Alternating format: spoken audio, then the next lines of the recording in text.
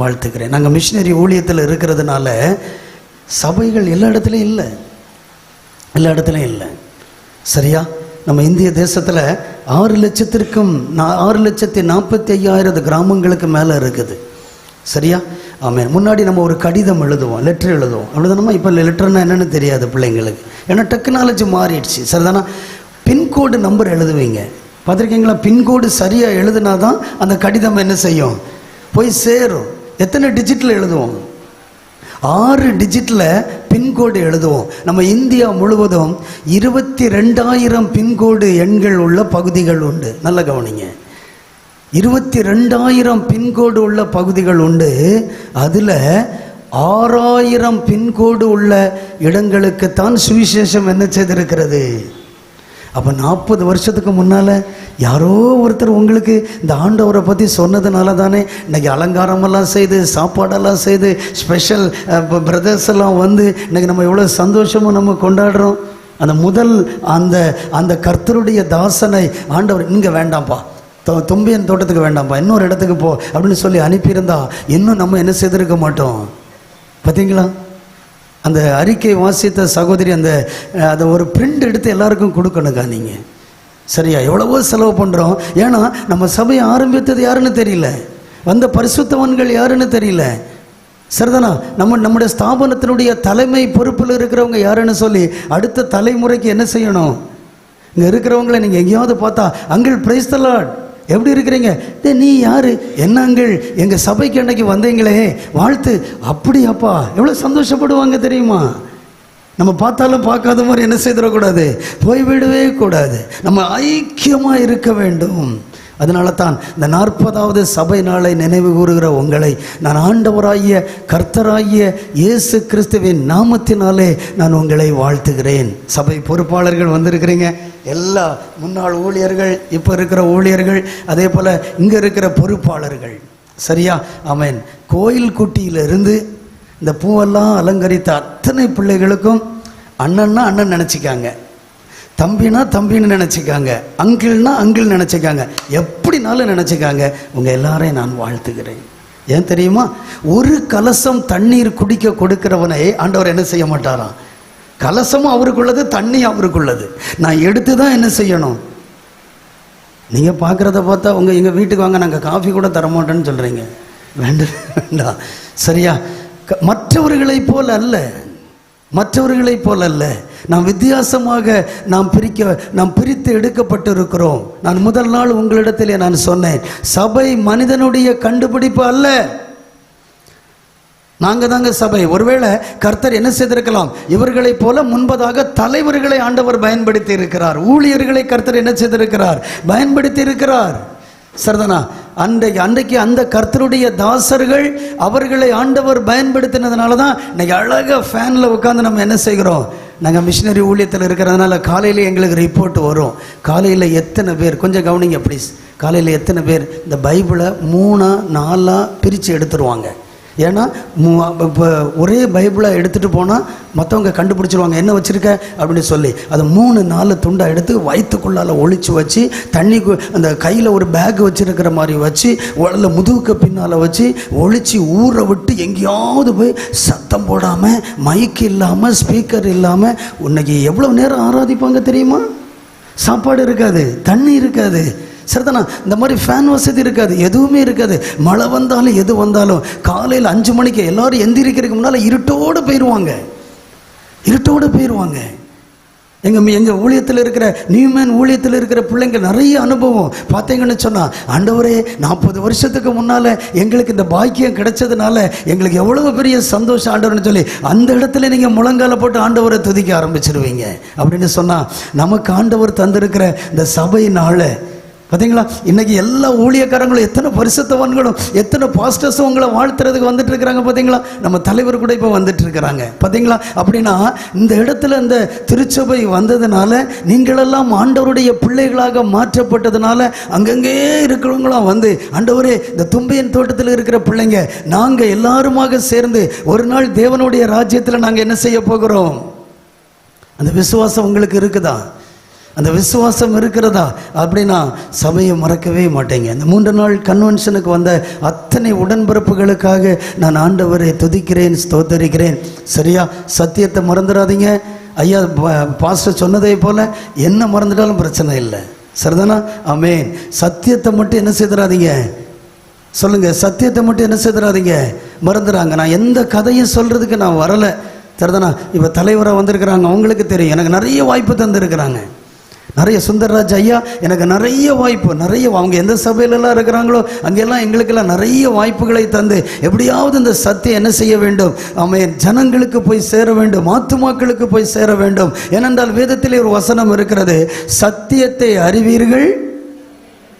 சத்தியமா சொல்லுங்க, சத்தமா சொல்லுங்க, சத்தியத்தை அறிவீர்கள், சத்தியம் வேற எந்த விதத்திலும் விடுதலை கிடையாது. சரியா? அதனால் மறுபடியுமாக இன்றைக்கு வழக்கமான சமயத்தை விட நமக்கு மதிய உணவு ஆயத்தமாக இருக்கிறது. தலைவர்கள் உங்களை வாழ்த்தி சொல்ல போகிறார்கள். ஆனால் சத்தியத்திற்கு நீங்கள் முதலாவது இடம் கொடுக்க வேண்டும். நன்றாக கவனியுங்கள். சபை ஒரு வசனத்தை வாசித்து விட்டு ஆமென் நாம் கர்த்தருடைய வார்த்தைக்கு நேராக போகலாம். அதற்கு முன்பதாக ஒரு சங்கீதத்தை நாம் வாசித்தோம் அல்லவா? அந்த சங்கீதத்தை ஆமென், ஒருவேளை என்னன்னா எனக்கு இந்த வசனத்தை பார்த்தா அதில் இருக்கிற சத்தியத்தை ஆண்டவர் வெளிப்படுத்தி தந்துட்டாருன்னா, ஏன்னா ரோமரில் ஒரு வசனம் இருக்கிறது, சத்தியத்தை அடக்கி வைக்கிறவங்களுக்கு மேலே என்ன வருமா அது தெரியாதுல்ல, தேவ கோபம் வருமா. சரியா? ரோமர் 1வது அதிகாரத்தை நீங்கள் வீட்டில் போய் வாசித்து பாருங்க. சரிதானா? ஒரு சங்கீதத்தை நான் வாசித்தோம் அல்லவா, 148வது சங்கீதம், அதை ரெண்டாக நீங்கள் பிரிக்கணும். சரியா? முதல் 7 வசனம் என்ன தெரியுமா? வானத்தில் இருக்கிற சேனைகள் கர்த்தரை மகிமைப்படுத்துகின்றன. சரிதானா? பரிசுத்தர் பரிசுத்தர் பரிசுத்தர். வேதத்தில் 3 வார்த்தை ஒன்றா வரக்கூடிய இடம் 2 இடம்தான்.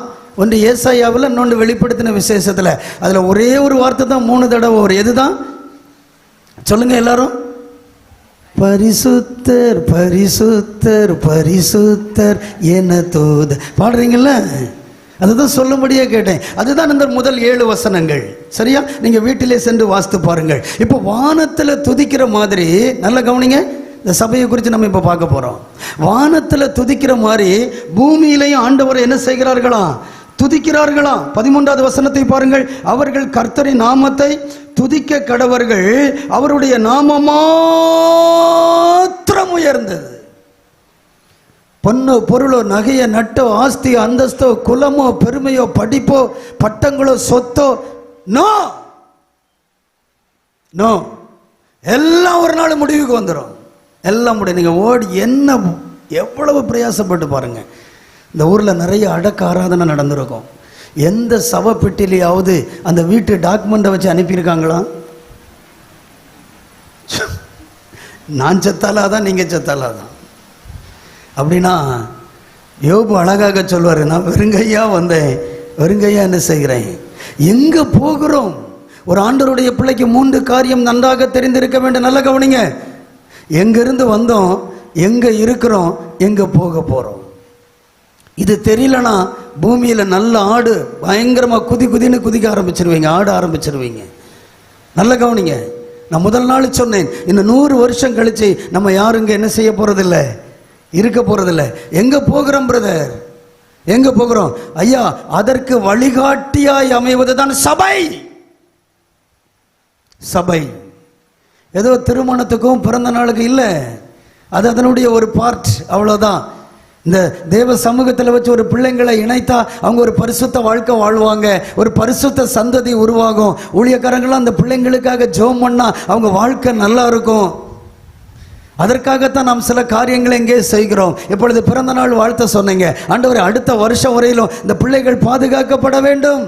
எங்கள் பிள்ளைங்க ஸ்கூலுக்கு போகிறாங்க, ஆண்டவரே கவனம் இல்லாமல் போவாங்க, பஸ்ஸில் வண்டியில் அவங்க ட்ராவல் பண்ணுவாங்க, வீட்டில் இருப்பாங்க. இந்த பிள்ளையை ஆண்டவர் எனக்கு தந்ததற்காக தாத்தா பாட்டி அத்தை மாமா அம்மா சித்தப்பா சித்தி ஆண்டவரே பெற்றோர்கள் என்ன செய்யணும்? இந்த பிள்ளைக்காக, இப்படி எனக்கு ஒரு பிள்ளை கிடைத்ததற்காக ஆண்டவர் நமக்கு நன்றி என்று என்ன செய்ய வேண்டும்? ஒன்றை போய் பெத்தம்பர் ஒரு அம்மியை என்ன செய்திருக்கலாம்? அம்மியை யாரும் பெற முடியாது, ஆனால் நம்ம சொல்லிடுவோம், யாராவது பெற்றுருங்க பார்ப்போம், எனக்கு ஒரு அம்மி தாங்கலாம் பார்ப்போம். பிள்ளைங்களை பார்த்து என்ன செய்யக்கூடாது? அப்படி ஒரு வார்த்தை என்ன செய்திடக்கூடாது, சொல்லவே கூடாது. சரிதானா? பிள்ளைகள் கர்த்தரால் வரும். அப்புறம் நீங்கள் அம்மின்னு பேர் வைக்கிறீங்க, சரியா? பிள்ளைங்களாம் சிரிக்கிறீங்க, உங்களை யாரும் அப்படியே சொல்லியிருக்காங்க. என்ன மக்களே, நீங்கள் பைபிள்லேருந்து என்ன செய்திடணும், எடுத்து சொல்லிடணும். சரியா? அப்படின்னா இந்த பிள்ளைங்களெல்லாம் பார்த்தீங்களா, நாளைக்கு இவங்க தான் என்ன செய்ய போகிறாங்க, சபையிலே வருங்காலத்திலே ஆமென் அவர்கள் ஆண்டவரை அவங்க ஆராதிக்க போகிறாங்க. ஐயா ஸ்தோத்திரம். சரியா? கர்த்தருடைய வார்த்தைக்கு நேராக நாம் கடந்து செல்லலாமா? சபை மனிதருடைய கண்டுபிடிப்பு அல்ல. நான் முதல் நாளிலே சொன்னேன், இந்த சங்கீதத்தை நீங்கள் வீடுகளிலே சென்று நீங்கள் வாசித்து பாருங்கள். என்னோடு கூட இப்போ வேதத்தை திருப்பி வேகமாக வைத்துக் கொள்ளலாம். அப்போஸ்தலர் நடபடிக்கையின் புஸ்தகம் 20வது அதிகாரம், வேகமாக சில காரியங்களை பார்க்க போகிறோம். அப்போஸ்தலர் நடபடிக்கையின் புஸ்தகத்திலே 20வது அதிகாரம் 28வது வசனத்தை வாசிக்கலாம். ஆகையால் நம்மை பார்த்து சொல்லுகிறார், உங்களை குறித்தும். நல்ல கவனிங்க, தேவன் தம்முடைய சுய இரத்தத்தினாலே, இந்த இடத்துல தேவன் என்பது ஆண்டவராகிய இயேசு கிறிஸ்துவை குறிக்கிற காரியம். சரியா? நம்முடைய ஆண்டவராகிய இயேசு கிறிஸ்து நம்மையெல்லாம் சபையை, சபைன்னு சொன்னா கட்டடம் அல்ல. நல்ல கவனிங்க, சபை என்றால் நிறைய பேர் என்ன செய்வாங்க, கட்டடம் இல்லை, கட்டடம் கிடையாது. நீங்கள் அப்போஸ்தலர் நடபடிக்கைகள் புஸ்தகத்தில் வாசித்து பார்த்தீர்கள் சொன்னால், கைகளினால் செய்யப்பட்ட கட்டடங்களில் தேவன் என்ன செய்கிறதில்லை, வாசம் பண்ண மாட்டார். சரிதானா? இது ஒரு பரிசுத்த இடம். சரிதானா? கூடி ஆராதிப்பதற்கு கர்த்தர் என்ன செய்திருக்கிறார், இந்த இடத்தை நமக்கு என்ன செய்திருக்கிறார், தந்திருக்கிறார். நல்ல சரிதானா? சபை என்பது நானும் நீங்களும் தான். டைம் இல்லைனால வேகமாக சொல்லுகிறேன். பவுல் ஐயா சில இடத்துல சொல்லுவார், நான் ஆண்டவர் அறியாமல் இருந்த நாட்களில் சபையை துன்பப்படுத்தினேன் அப்படின்னு சொல்லுவார். அப்படின்னா கட்டடங்கள் எல்லாம் அடித்து உடைச்சாரா, இல்லை சபையை விசுவாசிகளுக்கு துன்பப்படுத்தினாரா? அப்போ சபை என்பது யாரை குறிக்கிறது? கவனிங்க, ப்ளீஸ் கவனிங்க. சபை என்பது யாரை குறிக்கிறது? நானும் நீங்களும் தான். அப்போ அந்த சபையை ஆண்டவர் எப்படி சம்பாதித்தாரா? கல்வாரியில சென்று. புரியுதா உங்களுக்கு? அதனால தான் அந்த 3 காரியங்களை நம்ம நேற்றைக்கு குறித்து பார்த்தோம். ஆண்டவர் நம்ம என்ன சார், முதலாவது அழைத்தார், நம்மை தெரிந்து கொண்டார், நேற்றைக்கு நம்மை நீதிமான்களாக மாற்றினார். நம்ம சபையில் கர்த்தர் என்ன செய்திருக்கிறாரு? சபை என்றால் என்ன தெரியுமா? நீதிமான்களின் கூட்டம். இன்னும் புரியும்படியாக சொல்லுகிறேன், பரிசுத்தவான்களின் கூட்டம். அதுக்கெல்லாம் வசனம் இருக்குது. கவனிங்க பிரதர், ப்ளீஸ் கவனிங்க பிரதர், நல்ல கவனிங்க. வேற எங்கேயும் எதிராளி கிடையாது. எதிராளி இருக்கிற ஒரே மார்க்கம் எந்த மார்க்கம்? கிறிஸ்தவ மார்க்கம். உங்கள் எதிராளியாகிய பிசாசானவன் அவன் எப்போ வருவான் தெரியுமா? நீங்கள் நினைக்கிற மாதிரி ராத்திரி 12 மணிக்கு கிடையாது. அவன் எப்போ வருவான் தெரியுமா? வந்து என்ன செய்வான் தெரியுமா? அது தெரிஞ்சதுன்னா இந்த ஃபேன் இப்படி ஆஸ்லேஷனில் இருக்கிற மாதிரி இப்படியே திரும்ப மாட்டீங்க. இன்னும் வசனம் கிடைக்காதா, வார்த்தை கிடைக்காதா, சத்தியம் கிடைக்காதா, எனக்கு விடுதலை வேணுமே, எனக்கு விடுதலை வேணுமே அப்படிங்கிற மாதிரி எங்கேயும் திரும்ப மாட்டீங்க. உங்கள் பின்னால் நின்று யார் உங்களை தள்ளினாலும் நீங்கள் திரும்பவே மாட்டீங்க. ஏனென்றால் அவ்வளவு முக்கியம். இந்த பைபிள் இல்லைன்னா எதுவுமே இல்லை. இந்த பைபிள் இல்லைன்னா எதுவுமே இல்லை. நமக்கு சபையே இருக்காது, சபை இருக்காது. எதை நம்ம கற்றுக் கொடுப்போம், எதை சொல்லுவோம், எதை விசுவாசிப்போம்? கற்பனையவா அல்லது கற்பனை கடவுளா? இல்லை. இன்றைக்கும் வேதத்தில் இருக்கிற இடங்கள் எல்லாம் இருக்குது தெரியுமா உங்களுக்கு? இப்போ ஒரு யுத்தம் நடக்குது தெரியுமா? பைபிள்ல இருக்குதுங்க. பாலஸ்தீனால, இஸ்ரேல்ல சுற்றி இருக்கிற ஹமாஸ் தீவிரவாதிகள், ஹிஜ்புல்லா எல்லாம் இருக்கிறாங்க தெரியுமா? அத்தனை பேரும் பைபிள்ல இருக்குது தெரியுங்களா? எனக்கு அதெல்லாம் எடுத்து சொல்றதுக்கு சமயம் இல்லை. அதனால இதை ஏதோ சும்மா கையில் வச்சுட்டு அப்படிங்கிறது நினைக்காதீங்க. வானமும் பூமியும் ஒளிந்தாலும் இதில் இருக்கிற வார்த்தை வசனம் என்ன செய்யாதான்? ஒளியாது, ஒளியாது. என்னால் புரிஞ்சிக்க முடியல, அவ்வளோதான். அதனால தான் திருப்பி திருப்பி சொல்லுகிறேன். எதற்காக சொல்லுகிறேன் என்றால், ஒரு சபைக்கு ஆதாரம் என்ன தெரியுமா? சத்திய வசனம். தீமோத்தேயுல நீங்க வாசித்து பார்க்கலாம். ஒரு சபைக்கு ஆதாரம் அதுதான், முக்கியமானது அதுதான். அது அந்த வசனத்தை வேணா எடுக்கலாம் பாருங்க. ஆமென். 1 தீமோத்தேயுடைய புஸ்தகம் 3வது அதிகாரத்தை திருப்பிங்க பார்க்கலாம். 1 தீமோத்தேயு 3வது அதிகாரம் 15வது வசனத்தை வாசியுங்கள். என்ன சொல்றார் பாருங்க. அப்போஸ்தலனாகிய பவுல் அவருக்கு கீழே இருக்கிற அந்த இளம் ஊழியருக்கு சொல்லுகிறார், நான் வருவதற்கு ஒருவேளை லேட் ஆயிட்டேனா நான் தாமதிப்பேன் ஆயில். அப்ப இது என்னது பார்த்தீங்களா? தேவனுடைய வீடு. என்னைய பாருங்க, என்னைய பாருங்க. ஒரு வீட்டில் அப்பா தனியா, அம்மா தனியா, பிள்ளைங்க தனியா, இல்லை தனியா இருந்தா எப்படி இருக்கும்? எப்படி இருக்குமான்னு கேட்டா இப்ப அப்படித்தானே இருக்குங்கிற மாதிரி சொல்றீங்க. என்ன பார்த்து ஒரே பானையில பொங்குறத சாப்பிட்டுறோம் எல்லாரும். ஆனா எல்லாரும் ஒரே மாதிரி இருக்கிறோமா? அது வேற. அதை விட்டுருங்க. இது தேவனுடைய வீடு. தேவனுடைய வீடு என்ன சொல்றாரு பார்த்தீங்களா? தேவனுடைய வீட்டிலே நடக்க வேண்டிய வகையை நீ அறியும்படி இவைகளை உனக்கு எழுதுகிறேன். அந்த வீடு, அதாவது நம்ம சபைன்னு வச்சுக்காங்க, அந்த வீடு எப்படி இருக்க வேண்டுமாம்? ஜீவனுள்ள தேவனுடைய சபையாய் சத்தியத்திற்கு தூணும். பார்த்தீங்களா? நம்ம வசனத்தில் கட்டப்படணும், வசனத்தில் வளரணும், வசனத்தில் நிரப்பப்படணும். வசனம் தான் நம்மை கொண்டு நடக்கணும். நம்மகிட்ட பார்த்து கேட்கணும், என்ன பிரதர் இப்படி பண்றீங்க, சிஸ்டர் ஏன் இதை செய்றீங்க? வசனம் இருக்குதுங்க, வசனம் இருக்குதுங்க. இயேசுவின் இரத்தத்தாலே மீட்கப்பட்டு வசனமாம் வேலியாலே காக்கப்பட்டு, இயேசுவின் இரத்தத்தாலே மீட்கப்பட்டு வசனமாம் வேலியாலே காக்கப்பட்டு, கரைதிரையற்ற பரிசுத்தரோடு, கரைதிரையற்ற பரிசுத்த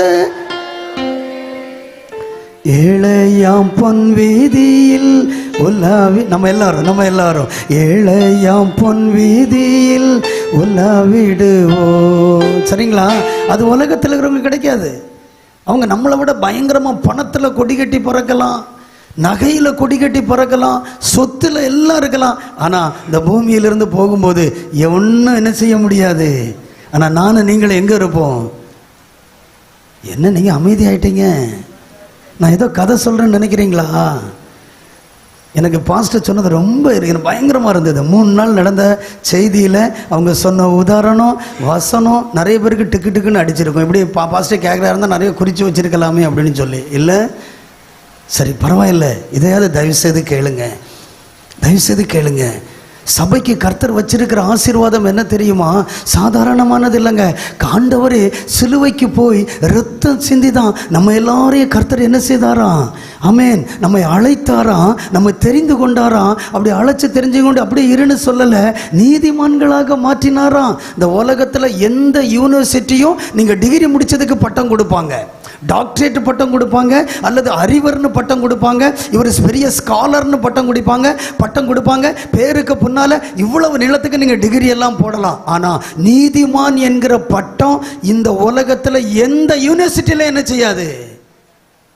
பணம் கொடுத்து என்ன செய்ய முடியாது? வாங்கவே முடியாது. பாத்தீங்களா? அதுக்கு தான் நீதிமானை குறித்து நம்ம நேற்று ஆழமா பார்த்தோம். அப்படின்னா சபையில இருக்கிற அவங்கள பேர் யாரா தெரியுமா இருக்கணும்? சத்தம் கீழே போயிட்டு பார்த்தீங்களா? சரிதானா? ஏற்கனவே கொஞ்சம் பரிசுத்தவான்கள் உள்ள இருக்கிறீங்க. அப்போ புதுசாக வராங்க, அவங்க ஏற்கனவே இருக்கிறவங்களை பார்த்து இப்படித்தான் இருக்கணுமா, இப்படித்தான் வாழணுமா, அதுக்கு தான் நீங்கள் இந்த ஆண்டவர்கிட்ட ஓடுறீங்களா? 8 மணிக்கு ஆராதனைக்கு 7 மணிக்கு எதுக்கு தான் ஓடுனீங்களா? இந்த ஆசீர்வாதம் தான் உங்கள் பிள்ளைக்கு இருக்குதா? இந்த ஆசீர்வாதம் தான் உங்கள் மருமகளுக்கு இருக்குதா? இந்த ஆசீர்வாதம் தான் உங்கள் வீட்டில் இருக்குதா? அதனால தான் உங்கள் வீட்டில் சினிமா சத்தம் கேட்கறது இல்லையா? சண்டை சத்தம் கேட்கறது இல்லையா? இந்த வசனமும் இந்த வசனத்தில் சேர்ந்து இருக்கிற, அதனால தான் ஆண்டவரை துதிக்கிற சத்தம் கேட்குதா? அப்போ உங்க வீடு துதிகள் நிறைந்த வீடா? பாத்தீங்களா? இப்படியெல்லாம் நம்ம இருக்கிறோமா? நல்ல கவனிங்க. 50,000 ரூபாய் சம்பளம் வாங்குற, இன்னைக்கு 50,000 ரூபாய் ஈஸி, இப்படி சொல்லுவோமா? 1 லட்சம் ரூபாய் வருமானம் வரக்கூடிய வீட்டில் இல்லாத சந்தோஷம் சாதாரணமா 10,000 ரூபாய் வருமானம் வருது தெரியுமா? அந்த வீட்டில் இருக்கும். ஏன் தெரியுமா? கர்த்தர் வீட்டை கட்டாராயில் வேஸ்ட். பெரிய 50,000 ரூபாய்க்கு டைனிங் டேபிள் வாங்கியிருப்பீங்க, உங்க வீட்டில் இருக்கிற கர்டன்லாம் பயங்கர காஸ்ட்லியா இருக்கும், ஆனால் அந்த வீட்டுக்குள்ள சமாதானம் இருக்காது.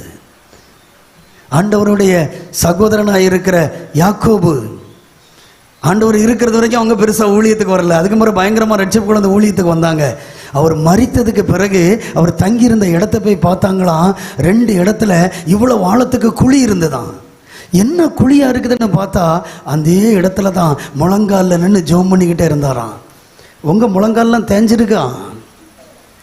ஃபேர் அண்ட் லவ்லி முகத்தில் போடுறோமோ இல்லையோ, முழங்காலில் போட்டு என்ன செய்துடும்? பாலிஸாக இருக்கு. பாலிசா இருக்குது.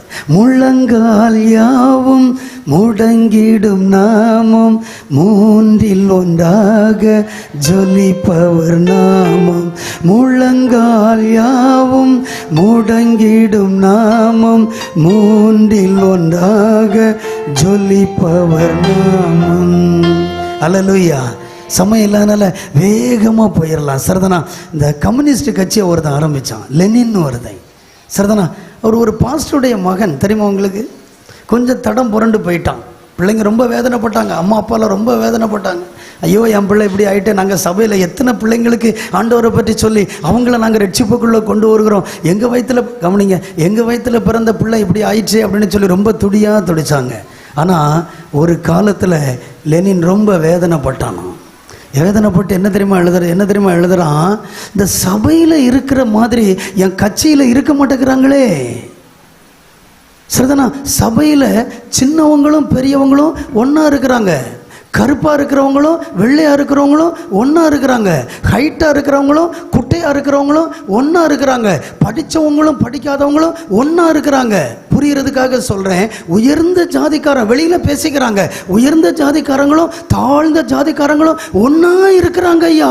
ஆனால் என் கட்சியில் அப்படி இல்லைன்னு வேதனைப்பட்டானா. நான் அப்படியே கொஞ்சம் யோசித்தேன், ஒருவேளை இன்னைக்கு லெனின் இருந்திருந்தால் சொல்ல முடியுமா? நம்ம சபையை பார்த்து லெனின் என்னங்க, ஏன் தெரியுமா? ஆண்டவருடைய கடைசி ஜெபம் என்ன ஜெபம் தெரியுமா? என் கூட நீங்கள் திருப்பி வைத்துக் கொள்ளுங்கள். யோவான் எழுதின சுவிசேஷத்துக்கு நீங்க வேகமாக வாங்க. யோவான் எழுதின சுவிசேஷத்திலே ஆண்டவர் அவருடைய கல்வாரிக்கு போவதற்கு முன்பதாக ஆண்டவர் செய்கிறதான இறுதி ஜெபம் 17வது அதிகாரம். தயவு செய்து எல்லாரும் எடுங்க, பைபிள் எல்லாரும் எடுங்க. வீட்டில் தான் எடுக்கல, சபையிலேயாவது எடுங்க. உங்களை ப்ளீஸ் பண்ணி கேட்கிறேன். யோவான் சுவிசேஷம் 17வது அதிகாரம் 11வது வசனம் வாசிங்க பார்க்கலாம். நான் இனி உலகத்தில் இரேன், இவர்கள் உலகத்தில் இருக்கிறார். நம்மை பார்த்து சொல்லுகிறார். அன்றைக்கு சீஷர்கள் என்றால் இன்றைக்கு நானும் நீங்களும். சரியா? இவர்கள் உலகத்தில் இருக்கிறார்கள், நான் உம்மிடத்திற்கு வருகிறேன். அடுத்த வசனத்தை பாருங்க. பரிசுத்த பிதாவே, நீர் எனக்கு தந்தவர்கள், நானும் நீங்களும் தாங்க, நானும் நீங்களும் தான். நீர் எனக்கு தந்தவர்கள் நம்மை போல ஒன்றா இருக்கும்படிக்கு நீர் அவர்களை உம்முடைய நாமத்தினாலே. ஆண்டவருடைய ஜெபம் என்ன ஜெபம் சொல்லுங்க? நானும் நீரும் ஒன்றா இருக்கிறது போல நீர் எனக்கு தந்த என் சபை பிள்ளைங்க இருக்கிறாங்களே, அவங்க எப்படி இருக்கணுமா?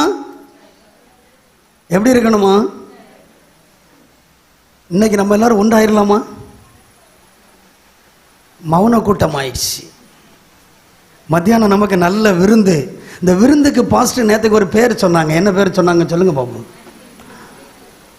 நான் அவியல் விருந்தோன்னு நினைச்சேன், சாம்பார் விருந்தோன்னு நினைச்சேன். என்ன விருந்து அப்படின்னா, ஐயா நம்ம ஊழியக்காரங்க சொல்லியிருக்காங்க, தலைமை பாஸ்டர் தான் சொல்லுவாங்க. எனக்கு தெரியும், நாங்கள் இன்னைக்கு நேற்று இல்லை, 15 வருஷமாக ஓடிட்டு இருக்கிறோம், தெரியும்.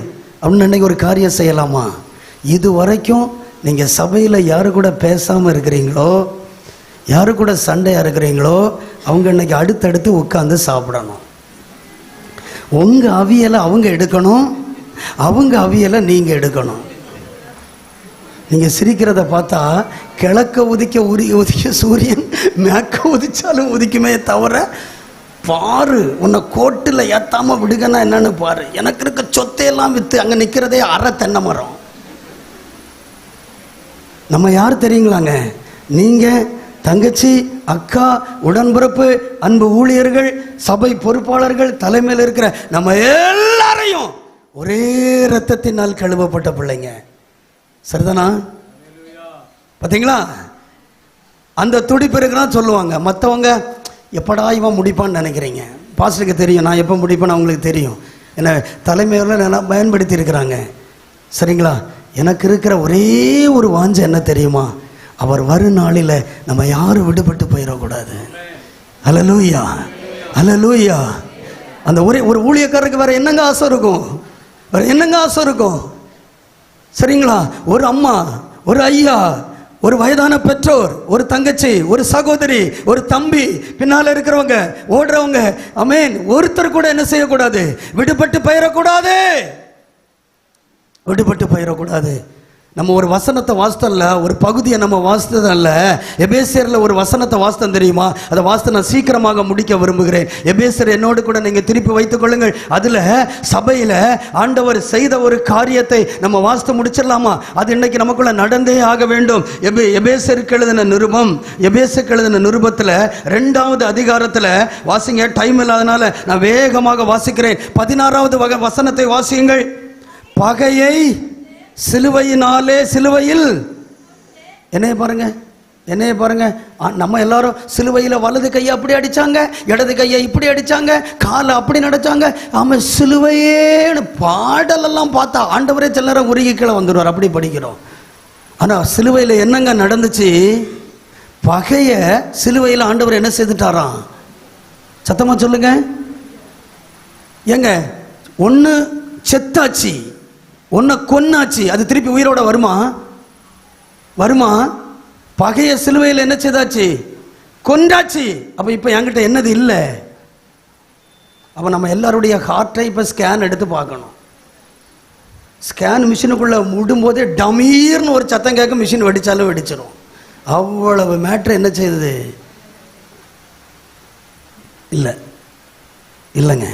ஒருவேளை நீங்க சொல்லலாம், தம்பி நீ சொல்லிட்ட, ஆனால் அவங்க எனக்கு என்னதெல்லாம் செய்தாங்க தெரியுமா? கீழே கொஞ்சம் பேர் நிற்கிறாங்க, ஆண்டவர் சிலுவையில் தொங்கிட்டு இருக்கிறாரு. கீழே நிற்கிறவன்லாம் சொல்கிறான், நீ தேவகுமாரனே ஆனால் என்னையும் உங்களையும் அங்கே வச்சுருந்தா நம்ம போக மாட்டோம். எங்கேயாவது இவ்வளவு ஹைட்டில் சோறு இருந்தாலும் நம்மளை சிலுவையில் அடிக்க வராங்கன்னா அப்போ தான் ஜம்பிங் நடக்கும் பாருங்க, துள்ளி பாஞ்சிடுவோம். சரிதானா? ஒருவேளை அப்படி இருந்தால், என்னையெல்லாம் அப்படி இருந்தால் நான் என்ன தெரியுமா சொல்லுவேன்? ஞாயிற்றுக்கிழமாவா உயிர் தெழுந்த உடனே முதல்ல யார் வீட்டில் தான் வந்து நிற்பேன்? உன் வீட்டில் தான் வந்து நிற்பேன். மவனை நீ என்ன பார்த்து நெஞ்சு வெடிச்சு சாவலனா? பார்த்தீங்களா? சிலுவையில் அடிக்கப்பட வேண்டியது நானும் நீங்களும். பாவம் செய்தது யாரு? நம்ம ஆண்டவரா? பாவம் இல்லாத அவர் நமக்காக என்ன செய்தாராம்? அப்படி ரத்தம் சிந்தி சம்பாதித்த சபைக்குள்ள சாத்தான் விதைக்கிற பகை எப்படிங்க இருக்கலாம்?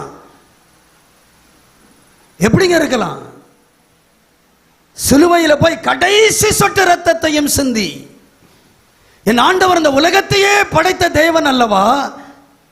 நம்ம பார்க்கிற அண்ட சராசரங்கள், இந்த சயின்டிஸ்ட் கண்டுபிடிக்க முடியாத எல்லாவற்றையும் என் ஆண்டவர் ஒரு வார்த்தையிலே உண்டாக்கினார் அல்லவா? அப்படிப்பட்ட ஆண்டவர் என்னையும் உங்களையும் ரட்சிக்க கல்வாரி வரைக்கும் சென்றாரே. அந்த ஆண்டவர் வாசம் பண்ணுகிற, அந்த ஆண்டவர் ஸ்தாபித்த, அந்த ஆண்டவருடைய சபையா இருக்கிற இடத்துல பிசாசுக்கு விரோதமா, பிசாசுக்கு சண்டையா?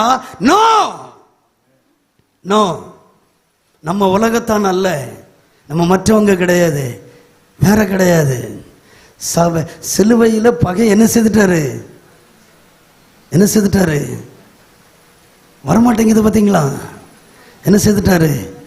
கொன்னுட்டாருங்க. அவரு கொன்னதுக்கு நானும் நீங்களும் உயிர் கொடுக்கிறதா? சரிதானா?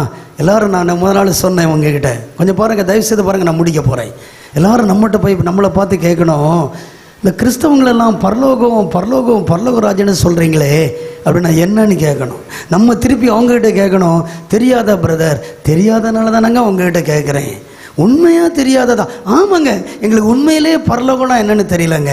உடனே நம்ம என்ன தெரியுமா சொல்லணும்? நான் சொன்னால் நீங்கள் புரிஞ்சுக்கிறது கஷ்டம். ஒன்று பண்ணுங்க, ஞாயிற்றுக்கிழமை எங்கள் சபையில் ஆராதனை நடக்கும், எங்கள் சபைக்கு வாங்க. நான் சொல்லாமலேயே பரலோகம்னு சொன்னால் என்ன செய்துக்குவீங்க அப்படின்னு நம்ம சொல்லணும். சொல்லலாமா?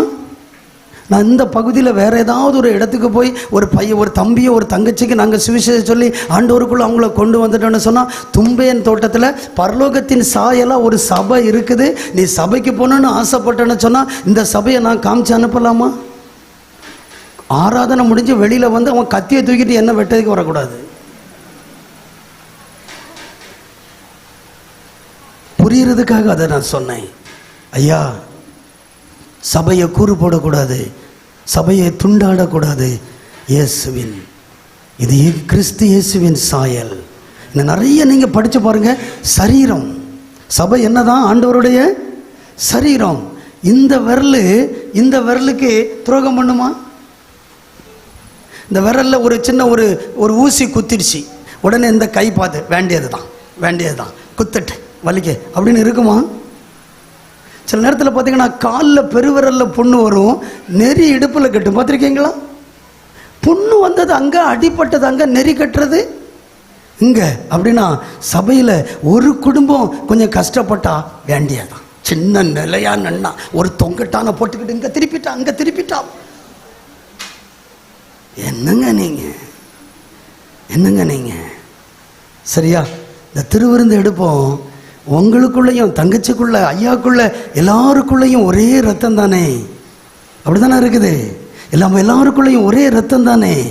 அப்படின்னா நானும் இருக்கிறோம். எங்களை நான் சொல்லிக்கிறேன், ஐயாக்குள்ளேயும் ஒரே ஆண்டவர், எனக்குள்ளேயும் ஒரே ஆண்டவர். இந்த ஆண்டவர் அந்த ஆண்டவர் கூட சண்டை போடுவாரா? சொல்லுங்க. அப்படின்னா என்ன தெரியுமா அர்த்தம்? எங்க 2 பேர்ல யாரோ ஒரு ஆளுக்கு, நான் இப்போ ஐயாவை ஏதாவது சொன்னா எனக்குள்ள யாரும் இல்லை. பார்த்தீங்களா? இன்றையிலிருந்து ஐயா எனக்கு இவங்க பண்ண ஜெபத்தில் எனக்கு ஒரு பயங்கரமாக பிடிச்சது, அடுத்த வருஷத்தினுடைய சபை நாளுக்கு இப்போவே ஜெபம் பண்ணாங்க. கவனிச்சிங்களா நீங்கள்? எனக்கு ரொம்ப பயங்கர சந்தோஷமாக இருந்தது. பார்த்தீங்களா? நீங்கள் கவனிச்சிங்களா? பரவாயில்லையா, பயங்கரமாக இந்த ஜெபம் எனக்கு ரொம்ப பிடிச்சிருந்தது. சரிதானா? அப்போ அடுத்த வருஷம் இப்போ இருக்கட்டும், வேறு வழி இல்லை. எப்படி இதாகிறது, முதல்ல அவங்க பேசட்டுமே அப்படின்னு நீங்கள் நினச்சிட்டே இருப்பீங்க. அப்படி தான் நினைக்கிறீங்க. முந்தி ஆண்டவர் தான் நம்மிடத்தில் அன்பு கூர்ந்தார். அப்படி தான் பைபிள் சொல்லுகிறது. நம்ம ஆண்டவர்கிட்ட என்ன சொல்ல, நீங்கள் என்னை தேடி வரல, நான் தான் என்ன செய்தேன், உங்களை என்ன செய்தேன், தேடி வந்தேன். அப்படி தான் பைபிள் இருக்குது. சரிதானா? அப்படி ஆண்டவர் முந்தி நம்மிடத்தில் அன்பு கூர்ந்தார். யாரெல்லாம் பரலோகத்துக்கு போகணுன்னு ஆசைப்படுறீங்களோ முதல்ல நீங்கள் என்ன செய்யுங்க. எனக்கும் வேற மாதிரி பிரசங்கம் பண்ண தெரியுங்க, எக்லிஷியானா என்னென்ன பண்ண தெரியுங்க, வேற மாதிரி அந்த கிருபை ஆண்டவர் தந்திருக்கிறார். சபை எப்படி உருவாச்சுன்னு எல்லாமே சொல்றதுக்கு ஒரு அளவுக்கு கர்த்தர் தந்திருக்கிறார், ஞானத்தை தந்திருக்கிறார். ஆனால் அதை எல்லாவற்றையும் காட்டிலும் நம்ம எல்லாரும் ஆண்டவருக்குள்ள ஒன்று ஆயிட்டானோ வைங்க. ஒரே இரத்தத்தினால் கழுவப்பட்ட பிள்ளைங்க, ஒரே ஆண்டவரால் மீட்கப்பட்ட பிள்ளைங்க, ஒரே இயேசு கிறிஸ்துவினுடைய இரத்தத்தினால் நம்முடைய பாவங்கள் எல்லாம் மன்னிக்கப்பட்ட பிள்ளைங்க நம்ம அப்படிப்பட்ட பிள்ளைங்க அப்படின்னு சொன்னா, நம்ம எல்லாரும் ஒன்றாயிட்டோன்னு சொன்னா. எம்மில் அண்ணன் ஒரு அண்ணன் இருந்தாங்க.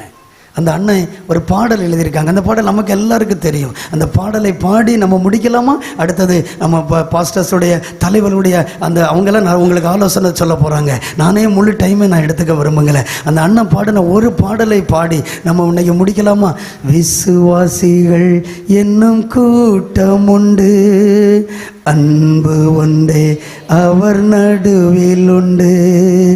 விசுவாசிகள் அன்பு ஒன்றே அவர் நடுவில் உண்டு. ஒரு மனம் ஒற்றுமை இங்கு உண்டு என்று சொல்லும் நாட்கள் இங்கு வேண்டும். ஒரு மனம் ஒற்றுமை இங்கு உண்டு என்று சொல்லும் நாட்கள் இங்கு வேண்டும். திறவுண்ட வாசல் அடைபடும், நொறுங்குண்ட மனதாய் முன் செல்வோர் யார்? நாட்கள் கொடியதாய் மாறிடுதே, காலத்தை ஆதாயம். நாட்கள் கொடியதாய் மாறிடுதே, காலத்தை ஆதாயம். அல்லேலூயா. இந்த ஆராதனை முடிஞ்சு நம்ம எல்லாரும் சாப்பிட்டுட்டு போகும்போது, இந்த ரோட்டில் நீங்கள் போகும்போது இதுவரைக்கும் பேசாதவங்க எல்லாரும் கை கோர்த்துட்டு போகணும். சரியா? அப்போ மற்றவங்க பார்க்கணும், என்னது உலக அதிசயம் நடக்குது.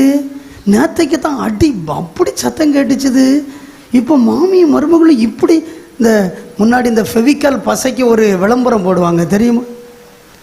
ஃபெவிக்கால் பசைக்கு ஒரு விளம்பரம் போடுவாங்க, பார்த்துருக்கீங்களா? இந்த பக்கம் ஒரு யானை, அந்த பக்கம் ஒரு யானை, அந்த 2 கட்டையாக ஃபெவிக்காலை வச்சு ஒட்டிடுவாங்க. ஒரு யானை அங்கே இழுக்கும், ஒரு யானை இங்கே இழுக்கும். அப்போ அந்த ஒட்டி என்ன செய்யாதான், இழகாதான். பார்த்தீங்களா? அவனே எப்படி விளம்பரம் போடுறான் பார்த்தீங்களா? அதே போல ஆண்டவர்கிட்ட போகிறது வரைக்கும் நம்ம சபையில் இருக்கிற ஒரு பிள்ளைங்க கூட என்ன செய்யக்கூடாது, சேரக்கூடாது. அப்படிதானா? சரியா? சிரிக்கிறதுக்காக இல்லை சிஸ்டர். இதே போல் ஒரு நாள் நம்ம பரலோகத்தில் என்ன செய்ய போகிறோம், இருக்க போகிறோம். அதுக்கு தான் கர்த்தர், அதுக்கு அடையாளமாக தான் கர்த்தர் சபையை நமக்கு என்ன செய்தார். சபை பரலோகத்தின் நிழல், தேவன் இங்கே வாசம் பண்ணுகிறார். சரிதானா? கடைசியாக ஒரு பாடலில் ஒரு வசனத்தை, ஒரு வரியை சொல்லி மட்டும் நான் முடிச்சிடுறேன். பரலோகமே உம்மை துதிப்பதால் கர்த்தாவே அங்கே வாழுகிறீர். அடுத்தது, உம் ஆலயத்தில் உம்மை. சரியா? சரியா?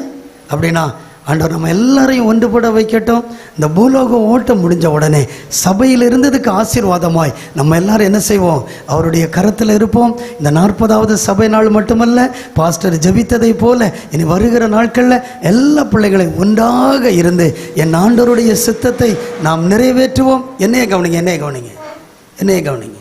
அது அப்படி தான், உலகம் அப்படி தான் இருக்கும், சத்துரு அப்படி தான் இருக்கும். சரிதானா? என்னையை கவனிங்க. சரிதானா? தேவ சத்தத்துக்கு செவி கொடுங்க. சரிதானா? ஒரு நாள் அவங்க இருக்கிற இடம் வேற, நம்ம இருக்கிற இடம் வேற. கர்த்தர் அத்தனை பிள்ளைகளையும் இந்த சபைக்காக ஆமென் ஓடின உழைத்த இன்றைக்கும் பொறுப்பில் இருக்கிற அத்தனை உடன்பிறப்புகள், வந்திருக்கிற தலைவர்கள் அத்தனை பேரையும் ஒரு சகோதரன் என்கிற முறையில் வாழ்த்துகிறேன். கர்த்தர் நம்ம எல்லாரையும் ஆசீர்வதிப்பாராக. ஆமேன், ஆமேன். அல்லேலூயா, அல்லேலூயா. அல்லேலியாவில் ஆரம்பித்தோம், அல்லேலியாவில் முடிச்சிருக்கிறோம். கர்த்தருடைய நாமம் மட்டுமே மகிமைப்படுவதாக. ஆமேன், ஆமேன்.